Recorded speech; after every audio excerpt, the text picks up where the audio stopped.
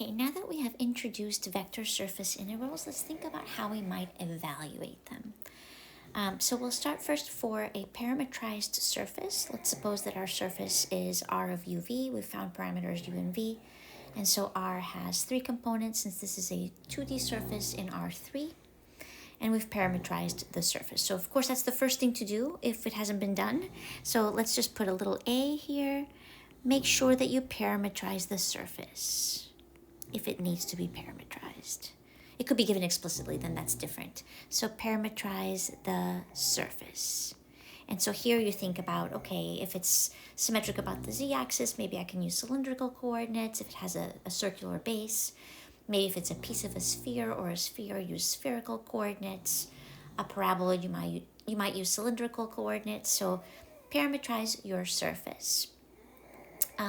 The next thing that we need to do is, so we found here, let's say r of uv. We will need to evaluate the vector field at each point on the surface. So that means that once we've parametrized the surface, we use that parametrization to rewrite our vector field in terms of u and v. So we want to evaluate the vector field at every point on the surface. So I'll just write using parametrization.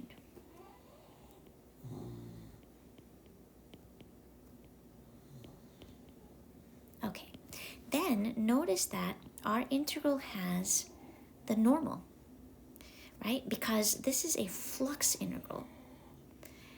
And by the way, it's only flux. We can only talk about flux for surfaces because circulation is very hard to talk about. If we think about what circulation meant with line integrals, that meant how much of the vector field is aligned with the tangent to the curve, which we could find. We had either one going in one direction or in the opposite direction. But on a surface, we have an infinite number of tangents at a point, right? We have all those directional derivatives. And so we don't talk about circulation on a surface. It just doesn't really make a lot of sense, but we do talk about flux. And we will use it to calculate circulation along a line integral. We'll use surfaces to do that. But for right now, we're just talking about flux. So all of that to say that we need a unit normal. Well, you might remember from when we derived our area element, we saw that the cross product of the partial derivatives, RU, RV, on a little patch on our surface, you might recall, gave us, so this was when we were cross product of this versus this, right? If we're taking the partial in one direction, crossed with the partial in the other direction, that gave us a normal vector, right? It wasn't unit length. We can make it unit length. That's not hard to do, but that gave us a normal vector to the surface. And so we can use that, right? So our normal vector to the surface, RU cross RV, but would like to normalize it. So to find the unit normal,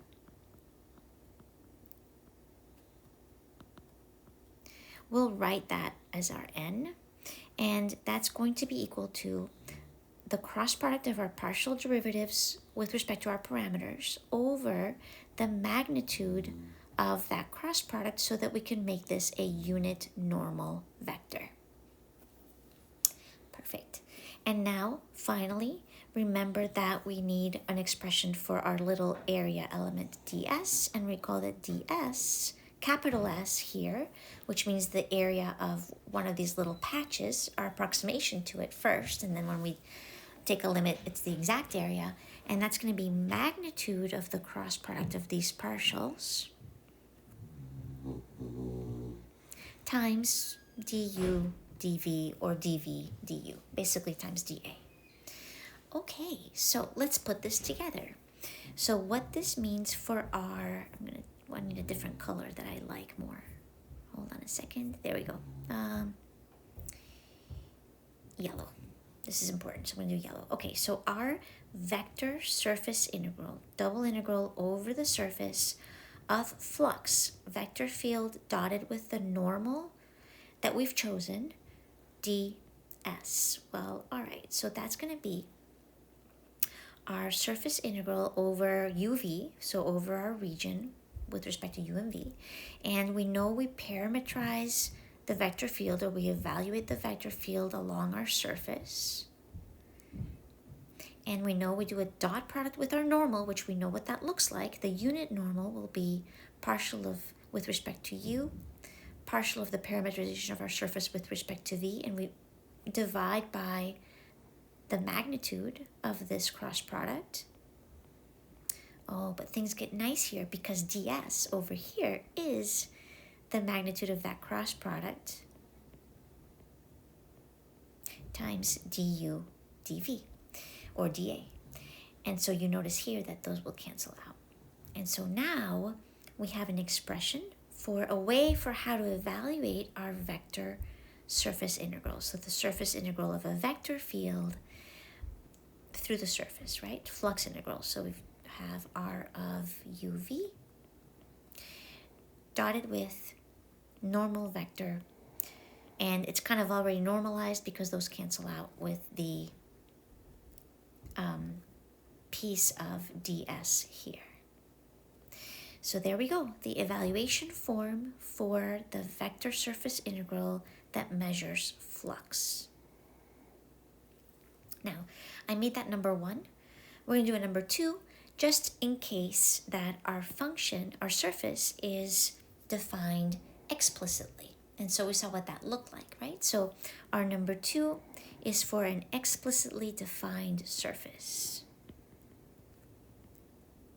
This will be a little faster. Explicitly defined surface. So this really means that our surface looks like z equals f of xy. We can parametrize with respect to x and y. Still, we'll keep those as our parameters. So we have x, y, and f of xy, or z. And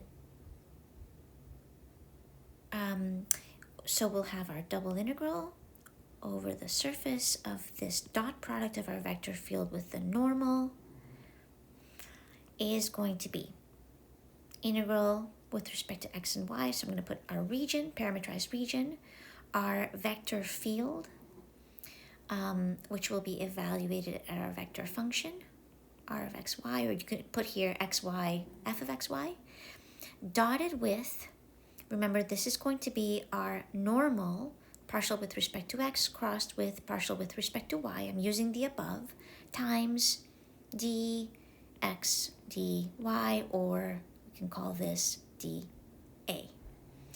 But wait a minute, we found this normal before. We can do it again. So let's focus on, this is our normal vector. Let's find that.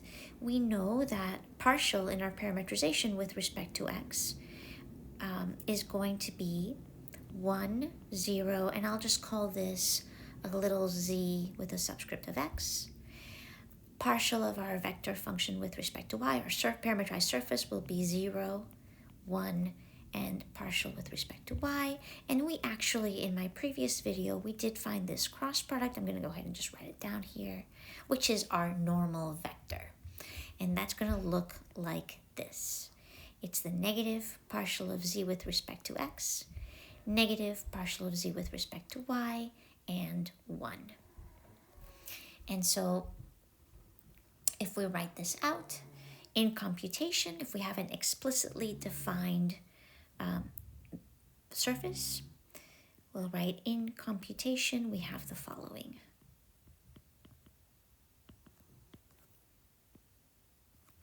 The integral over our surface, f dot the normal ds, will be equal to, for an explicitly defined surface, we'll integrate over x and y, and we'll have, f of r of xy, and we'll just put in our normal over here, dotted with negative partial of z with respect to x, negative partial of z with respect to y, and 1 dA. And of course this is dx dy, or dy dx, whatever makes most sense. and that is how to compute a vector surface integral. This is for an explicitly defined surface, and what we found above was for, where is that? Yeah, right here, for a parametrized surface.